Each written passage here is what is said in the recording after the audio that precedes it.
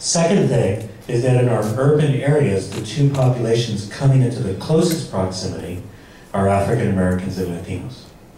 And this is South LA, and this can be seen by looking at the sort of classic high schools of South Los Angeles. So if you knew South LA, you would recognize these names: Crenshaw and Dorsey and Fremont and Jefferson and Jordan and Locke and Manual Arts and Washington Prep. And you can see that those high schools, for example, Locke in 1981-1982 was 98% African American. Manual Arts, which is just down the street from USC where I teach, was about 2/3 African American. This is what it looked like in 2008-2009. So Locke, for example, goes from being 98% African American to 2/3 Latino. Manual Arts goes from being 2/3 African American to 80% Latino. So these are the urban populations in close proximity, going to our high schools, going to our community colleges, constituting what will be the workforce for many of our metropolitan areas. Little fact I always like to mention when I show this, which is that in 1981-1982, there were exactly 37 white students in these South Central schools. And in 2008-2009, there were exactly 37 white students in those schools. We think they're the same students. And we're launching a research project called Leave No Child Behind, for which we are looking for funding. So one other demographic thing, and then on to this issue about the relationship between equality and economic growth. The other, while all that stuff I've showed you is kind of cool and neat, the geographic differences, the rapid growth rates, etc., the most important statistic to come from the census is that the median age, half older, half younger, of non-Hispanic whites is 42. The median age of Asian Pacific Islanders is 35. The median age of African Americans is 32, and the median age of Latinos is 27. 42, 27, 15 years. It's a generation gap. And it's a generation gap that's reflected in our national politics. And it's a generation gap that's reflected in our underinvestment, a point I'll come back to. But it also tells you a lot about why we're getting the growth rates. This, despite modern science, is not prime childbearing age. This is prime family formation age, right? So that's what's driving the demographics into the future. But also, this gap between the share of seniors who are non-Hispanic white and the share of youth who are, they flipped this, the share that should have been the share of seniors up in the top who are non-Hispanic white and the share of youth who are non-Hispanic white. So basically we have a much whiter old and a much browner young. Does that make sense? Now, what state do you think has the biggest demographic generation gap? The whitest old, the brownest young. Good guess, wrong. Arizona. And Arizona is where we have all of this racial tension around immigration, around ethnic studies in the schools, and a number of other things. So this has consequences, and I'll just show you one of the graphs. What we've been doing is trying to take a look at where that generation gap is the biggest, what happens to state spending on capital, like infrastructure, or what happens to state spending on human capital, education spending.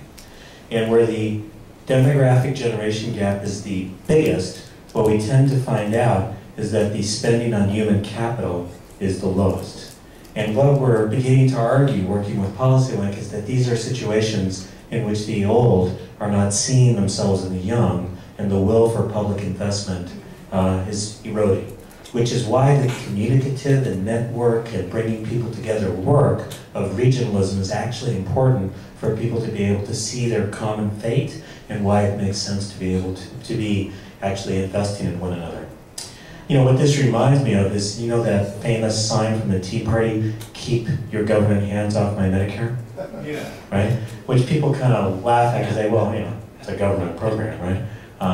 But what that's perceived like by young people is an older generation lifting up the drawbridges just as a new generation is arriving. And it's got a generational aspect to it, which is actually reflected in the Occupy movement. Because what we've got in the United States is a situation in which the old do not want their benefits cut. The boomers between 45 and 65 in prime earning years don't want their taxes raised. They're screwing the economy for everybody who's between 25 and 44, who's entering now and not getting a foothold and losing the trajectory they need for the future, and underinvesting for everybody below the age of 25. This is a perfect generational storm and conflict, and it's overlaid with race, right? And unless we deal with the generational issues and deal with the race issues and ethnicity issues as part of it, I don't think we'll be able to get forward. Now, this is particularly important because of what you actually asked me to talk about. You know, you invite an academic, they talk about anything they want, right?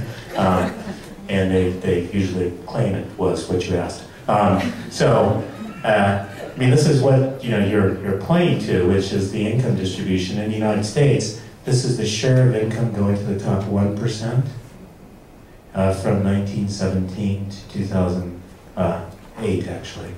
So what you'll 2007. So what you'll see is there's two peaks in this data: 1927 and 2007. Right prior to the Great Depression, right prior to the Great Recession. In economics, that's what we call coincidence, right?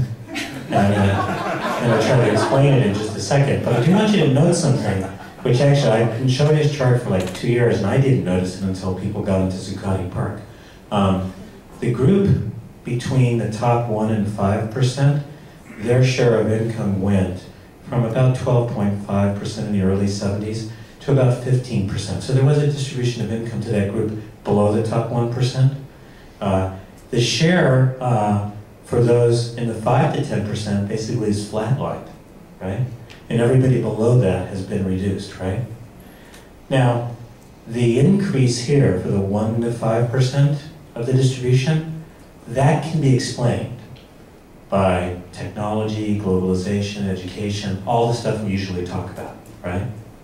It's why I make a lot more money than my dad, who was an air conditioner repairman, right?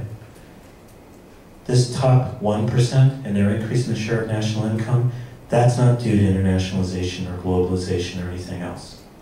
That is really due to manipulation of tax systems, manipulation of compensation systems, and a winner-take-all economy, which has really delivered high rewards, sometimes for innovation and effectiveness, but often for nothing at all, right? And that's what's been prompting a lot of the discussion about we are the 99%. And we can talk a little bit more about that. It's got a racial dimension to it too, in terms of persistent inequality. But in terms of thinking about how this fed into our economic crisis, what I would argue and have been arguing is that we became so unequal that one group of people was essentially forced to speculate with their money, while another group of people was forced to borrow to either keep their standard of living kind of sustainable or to buy that one last house before the American dream disappeared.